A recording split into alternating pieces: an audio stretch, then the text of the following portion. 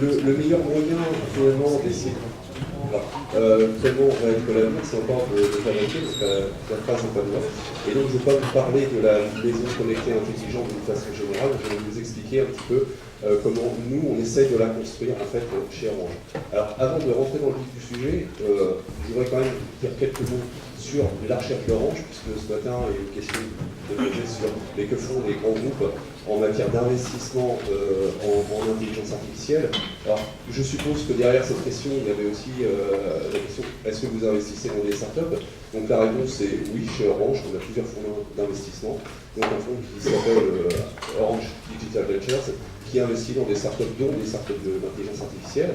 Et on a aussi une importante activité de recherche, pas seulement de R&D, mais vraiment de recherche, qui implique environ 600 chercheurs, dont 150 doctorants et postdoctorants. Et parmi tous ces chercheurs, un peu plus d'une centaine qui travaillent sur l'intelligence artificielle et la science des données, et bien sûr aussi en partenariat avec des industriels et des académiques.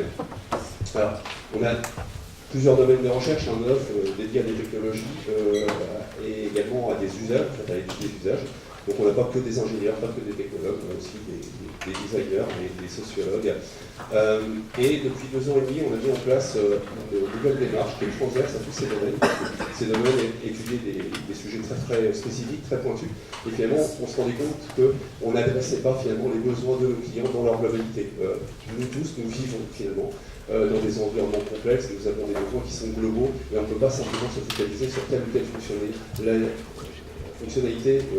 d'un service, fut-elle très très innovante. Donc on a mis en place une démarche de ce qu'on appelle de recherche intégrative, focalisée sur 3 gros sujets. On estime que ces sujets correspondent à des enjeux stratégiques pour nous. Donc on va trouver bien sûr la 5G, c'est quand même notre cœur business, les réseaux, la connectivité ambiante. Et à côté de ça, on a décidé de parier sur l'Internet des objets. Alors l'Internet des objets à l'échelle du territoire, pas à l'échelle de la maison. Et puis le troisième gros sujet, c'est le futur de la maison connectée. Et c'est pour ça que je suis ici devant vous pour vous en parler. Alors, quelles sont les conditions finalement qui vont amener à finalement révolutionner notre façon de vivre au quotidien dans la maison? Donc on a essentiellement 3 facteurs. Donc, il y a la connectivité ambiante, parce qu'on appelle chez nous la connectivité ambiante, c'est-à-dire le fait que le très haut débit, tout le monde va pouvoir bénéficier, que ce soit chez lui ou en déplacement, du très haut débit, que ce soit via la fibre ou via la 5G. Donc nous, Orange, on investit énormément sur ces nouvelles technologies réseau, et ça a été un petit peu oublié, d'ailleurs ça a été mentionné suite à certains rapports qui ont été publiés sur l'intelligence artificielle. La connectivité, la 5G, c'est un petit peu le grand oublié de ces rapports-là, parce que évidemment, c'est un peu comme l'eau courante, on l'a chez nous, on a l'impression que ça n'existe plus. Mais pour autant, c'est essentiel. J'entendais ce matin un collègue de Tibel qui parlait de l'importance du cloud. Si on n'a pas de connectivité de très haut débit qui arrive chez nous, c'est pas la peine d'essayer d'utiliser le cloud. Donc, il va y avoir la connectivité ambiante, mais également l'Internet des objets, et puis l'intelligence artificielle. Ça, c'est des choses que vous connaissez, il y a rien de nouveau sur le plateau. Par contre, si on prend un petit peu de recul, c'est vrai qu'on parle beaucoup d'arrivée de l'Internet des objets, mais finalement, dans les foyers, dans les maisons, on est juste au début de l'histoire. Les gens ils commencent à adopter ça, ils sont encore frileux, c'est encore un petit peu compliqué à utiliser. C'est le bon moment d'y aller. Ensuite, ces objets vont couvrir une grande diversité d'usages et de besoins, et de ce fait, finalement, ils vont être finalement vendus par les constructeurs, par les fournisseurs qui sont différents, qui sont divers. Et tout ça va entraîner une fragmentation du marché.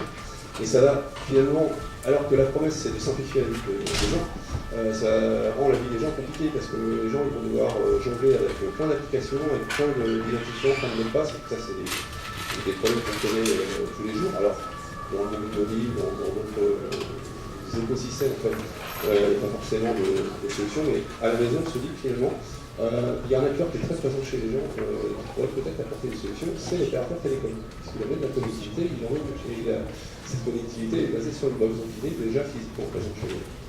Donc notre ambition dans cet effort de recherche, c'est finalement de concevoir progressivement, on va baguette magique, on va pas faire ça du jour au lendemain, le chez-soi intelligent et sensible, alors, qui vraiment simplifie la vie du quotidien, et qui aussi va protéger nos vies privées. Donc ça, c'est un point sur lequel j'ai insisté tout à l'heure. Et donc concrètement, ça va changer de plateforme. Alors, on va construire une plateforme de et on va déployer dans des logements pour effectivement mettre les utilisateurs en situation. Alors on parle beaucoup d'intelligence artificielle, mais il faut savoir quand même que avant de mettre de l'intelligence artificielle qui va piloter tous ces objets, tous ces services aussi, parce qu'il n'y a pas que les objets connectés, il y a tous les services qu'on utilise déjà aujourd'hui, la télé, les services de communication, les Skype, etc., les services produits par an, les services. Il va falloir finalement faire en sorte que tout ça coopère. Et il va falloir mettre en place moi, ce que j'appelle la tuyauterie informatique. C'est pas péjoratif, mais c'est quelque chose qui est absolument indispensable. Et si on n'a pas ça, on ne fait rien, c'est la peine d'essayer de faire des choses très, très intelligentes. Et ça, c'est très compliqué à faire. Donc, ça a été souligné aussi par la personne d'IBM ce matin. Les questions d'intégration, c'est pas neutre. Et donc, on commence déjà à mettre en place tout ça. Et puis après, ce qu'on cherche à créer, c'est une intelligence artificielle qui va être ambiante. Pourquoi? Parce qu'on va pouvoir, d'abord, elle va avoir une perception de ce qui se passe à la maison, et on va pouvoir interagir avec elle, on va pouvoir la solliciter à tout endroit de la maison. Et cette intelligence artificielle ambiante, elle va être basée essentiellement sur deux cœurs de technologie que je vais présenter, que je vais détailler. Un enabler, comme on dit, un composant de gestion du contexte, et puis également un assistant conversationnel multimodal, alors pas seulement conversationnel, qui ne va pas utiliser seulement la voix, parce qu'on n'utilise pas nous-mêmes dans nos échanges, dans nos interactions, on n'utilise pas que la voix, que le langage naturel, on utilise aussi le langage du corps, les gestes, et puis en retour, on lit aussi des choses. Voilà. Donc on va combiner tout ça. Donc, gestionnaire de contexte, un élément clé évidemment pour rendre les interactions plus personnalisées, donc plus pertinentes, et pourquoi pas aller jusqu'à l'automatisation complète de tâches routinières, toujours sous le contrôle de l'utilisateur. Il n'est pas question de le remplacer, mais c'est vrai que tous les jours il y a des choses qu'on fait, c'est rébarbatif, ça a été aussi souligné ce matin dans un contexte plus professionnel, et il y a des choses, il y a des tâches dont on se passe très bien, et l'intelligence artificielle pourrait finalement mettre en place. Alors c'est quoi le contexte? En fait, le contexte, c'est une notion dont on parle depuis très longtemps, qui elle-même est polysémique. En fait, il y a plusieurs façons de définir le contexte suivant justement le contexte d'emploi du mot. Alors pour nous, le contexte, ça va être finalement une description, le modèle d'état de la maison et de ses occupants. Alors, donc concrètement, ça va être un modèle sémantique, je ne vais pas rentrer dans le détail.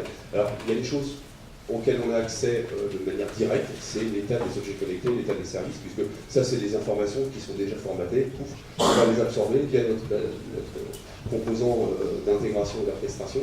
Voilà, on va les stocker, on va les utiliser. Et puis, on va essayer de comprendre ce qui se passe à la maison. Donc, on va essayer de modéliser différentes choses comme le fait, est-ce que la personne est présente dans telle ou telle pièce, quelle action fait-elle, donc une action c'est ponctuel, quelle activité est-elle en train de mener, quelle est son humeur finalement, il est contracté ou est-ce qu'il est en colère. Et puis on va agréger aussi d'autres informations, alors on va reconnaître automatiquement ou pas, comme sa disponibilité, est-ce que j'ai envie, je suis joignable ou pas. Et puis son identité aussi, on va être capable de reconnaître les personnes. Alors pour ça, c'est un peu la tarte à la crème, on fait ce que beaucoup de gens font, mais ça vaut le coup de détailler un petit peu. Donc on va utiliser en fait deux types de technologies d'intelligence artificielle et de sciences des données. Alors moi je fais un petit distinguo en fait entre tout ça. Donc on va déjà utiliser tout ce qui est reconnaissance, voix, visage, émotion. Donc on a des très bonnes technologies chez Orange pour faire tout ça. On a été très bien placé dans des challenges mondiaux sur ces sujets-là. Et donc ça, c'est un peu l'IA anthropomorphique avec tout ce qui est caméras, enceintes connectées intelligentes, qui sont de plus en plus présentes dans la maison et qu'on s'apprête également à lancer Orange sous la marque Juno. Et puis pour tout ce qui concerne les données des objets connectés, on va utiliser deux types de techniques, la technique d'apprentissage supervisé. Donc on a déjà abondamment parlé dans cette journée, tout ce qui est classification prédictive. Et puis on va essayer aussi de découvrir avec des techniques qui elles sont non supervisées, donc il n'y a pas besoin de leur dire tiens c'est ça, la personne est en train de faire sa toilette dans la salle de bain, donc on n'a pas besoin de lire. Pour certaines tâches, certaines activités qui sont vraiment extrêmement présentes dans les foyers, on va pouvoir le faire. Pour d'autres activités, on pourra tout simplement les découvrir parce que l'algorithme va être capable de rapprocher finalement des patterns qui se ressemblent. Puis on va essayer de prédire aussi tout ça, les choses qui peuvent arriver dans l'entité, en particulier pour reconnaître les routines d'usage et pouvoir produire l'action suivante de l'utilisateur. Donc on va finalement, avec une approche, on va agréger beaucoup de données, on va exploiter, on va mettre en œuvre différents types de machine learning et d'IA là-dessus. Et pour finalement vraiment tester ça, c'est le point important, c'est que le contexte, on en parle depuis longtemps, mais on n'a jamais pu avancer parce que pour modéliser et apprendre à reconnaître le contexte, il faut un système complexe, il faut des vrais utilisateurs. En fait. Si on n'a pas ça, on ne fait rien, on fait des belles publics, mais on n'avance pas parce que là, on a affaire à vraiment des choses qui sont très compliquées, il faut beaucoup de données. Alors le deuxième sujet, on en parle, vous connaissez tous le succès d'Amazon Echo, de Google, etc. Donc on assiste à vraiment un boom des enceintes connectées intelligentes. Bon, alors, il y a un peu de politique, un peu d'appréhension qui est en train d'arriver, notamment aux États-Unis. Mais enfin, c'est quand même quelque chose dont on peut supposer que c'est une voie d'avenir parce que l'humain, il n'y a rien de plus naturel comme interaction que d'utiliser le langage naturel. Et ce langage naturel, on va l'augmenter avec la multimodalité. Donc c'est vrai, on va avoir deux axes de recherche sur ces sujets-là. Un premier axe, c'est vraiment d'augmenter ces interactions en langage naturel avec de la multimodalité, notamment de la reconnaissance visuelle, de la reconnaissance de la voix. Et puis aussi, donc, à la fois pour la demande que va formuler l'utilisateur, et puis en retour pour l'assistant, pour permettre finalement les réponses de l'assistant artificiel qui va pouvoir effectivement répondre par la voix, mais qui va pouvoir aussi afficher des choses. Alors ça, on l'a déjà implémenté en utilisant un objet qui est présent quasiment partout dans les maisons, qui est d'un usage courant et que justement tout le monde est amené à regarder, ou au moins à regarder ce qu'il affiche quand on se regarde devant, c'est le miroir. Et donc on a fait un miroir connecté qui a beaucoup de succès. On l'a présenté au Mobile World Congress et plus récemment à Vivatech. Et ce miroir, qu'est-ce qu'il a de particulier? Il a en partie une caméra qui va permettre de faire la reconnaissance faciale. Et puis, naturellement, un miroir, c'est un écran. On va pouvoir aussi afficher des choses. Et donc bon, l'utilisateur, je suppose qu'on l'a déjà enregistré dans le système, donc on est capable de le reconnaître avec son visage. Et à partir de capteurs de présence, par exemple, on va savoir si une autre personne est en train d'arriver à son côté. Et donc, s'il avait une demande un petit peu personnelle, un petit peu intime, qu'il était en train de faire à son assistant artificiel, et bien celui-ci, constatant qu'une deuxième personne arrive dans le champ d'interaction, va pouvoir finalement soit afficher la réponse sur le miroir, soit carrément lui envoyer un petit message, un petit SMS, afin de préserver la confidentialité des messages. Donc évidemment, ça c'est un cas, un cas joué, je ne sais pas s'ils sont très rares, magique qui va être déployé massivement dans les maisons, mais en tous les cas, c'est un bon terrain de jeu pour tester cette interactivité multimodale. Le deuxième gros sujet, je pense qu'on n'en parle pas assez, on en parle de manière extrêmement superficielle, c'est tout ce qui concerne l'interaction en langage naturel. Donc, comme l'a dit la personne du ce matin, l'IA c'est pas magique, il faut la nourrir avec des données, et il a dit des données, des connaissances. Donc tout ça, il a mélangé. Alors, il y a quand même un distinguo entre données et connaissance. Une connaissance, c'est une donnée qui a un niveau d'abstraction. Une donnée, c'est vraiment une information brute. Elle fait de l'apprentissage sur des données et pas sur des connaissances. Alors, la réalité aujourd'hui, pour tout ce qui est assistant conversationnel, c'est que finalement, on lui dit tout, on lui donne toutes les connaissances et on rend tout ça à la main. Donc c'est un énorme boulot. C'est un énorme boulot, c'est beaucoup d'hommes à dépenser pour faire des choses finalement relativement simples. Donc c'est vrai que ça permet de tester le marché, ça permet de tester les usages, ça permet finalement de faire certainement des économies pour des demandes qui sont extrêmement basiques, extrêmement routinières, mais on sent bien que l'approche elle est pas scalable. Alors comment ça fonctionne aujourd'hui un assistant conversationnel? Eh bien,